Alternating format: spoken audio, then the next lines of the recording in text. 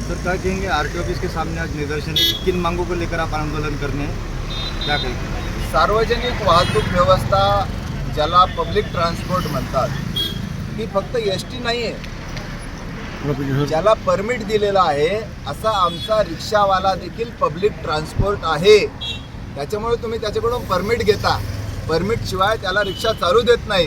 एक तर पेट्रोलचे भाव तुम्ही 100 रुपयापेक्षा पुढे नेताय. आंतरराष्ट्रीय बाजारपेठेमध्ये पेट्रोलचे भाव कमी झाल्यानंतरही तुम्ही भारतामध्ये पेट्रोलचे भाव कमी करत नाहीत आणि आमच्या पेट्रोल रिक्षा चालक जो आहे याच्या पोटावर लात मारता. बूम कट करो तुम्हारा. आमची अशी मागणी आहे की या आमच्या छत्रपती संभाजीनगर औरंगाबादमध्ये जवळपास 40,000 पेक्षा जास्त पेट्रोल रिक्षा आहेत.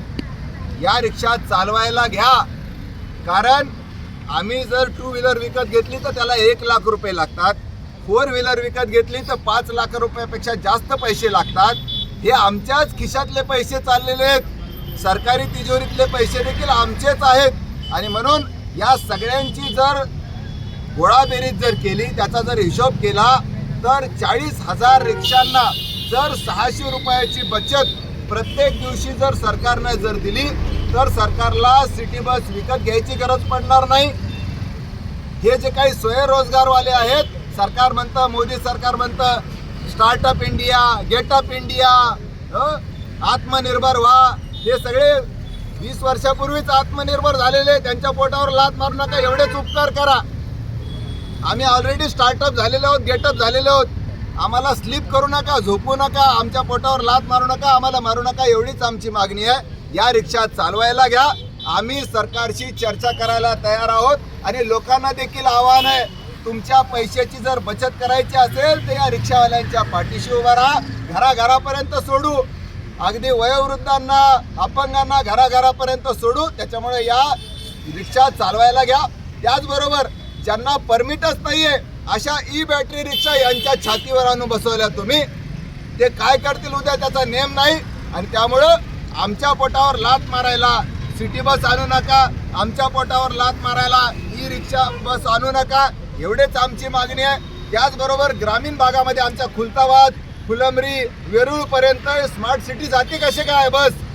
त्यांना फक्त शहराची परवानगी असताना बेकायदेशीरपणे कायद्यासमोर सगळे समान असताना आरटीओ झोपलेले आहेत का, हा जाब विचारण्यासाठी आम्ही आलेलो आहोत. त्याचबरोबर आमची अशी मागणी आहे की जे काही चलान म्हणजे ऑनलाईन पावत्यांची जी रक्कम आहे ती ऑनलाईन पावत्यांची रक्कम केली पाहिजे. जुन्या कायद्याप्रमाणे आम्हाला दंड आकारले पाहिजे. 200-300 रुपये बचत होत नाही, 2-2 हजार रुपयाच्या पावत्या कुठून भरायच्या? त्याच्यामुळं 50-50, 60-60 हजार, 1-1 लाखापर्यंतची थकबाकी झालेली आहे. त्यामुळं आमची अशी मागणी आहे की लोक अदालतीमध्ये या ठिकाणच्या लोकल पोलिसांना ते ऑनलाईन पावतीची रक्कम कमी करण्याचे, वाटाघाटी करण्याचे आणि कॉम्प्रोमाइज करण्याचे पावर लोकल पोलिसांना दिले पाहिजे, कायद्यामध्ये दुरुस्ती केली पाहिजे, अशी आमची मागणी आहे. जर आज आरटीओनी आमच्या प्रश्नांची उत्तरं दिली नाही, 8 दिवसाचा वेळ देणार आहोत. आम्ही प्रधानमंत्र्याला देखील निवेदन पाठवणार आहोत आरटीओच्या मार्फत. 8 दिवसात जर आम्हाला उत्तर मिळालं नाही तर आम्ही पुन्हा येणार. फडणवीस म्हणाले होते मी पुन्हा येईन, आम्ही पण पुन्हा येणार आहेत हे सांगतो या ठिकाणी आणि इशारा देतो. मी ॲडव्होकेट कॉम्रेड अभय टाकसाळ, लाल बावटा रिक्षा चालक युनियन, औरंगाबाद.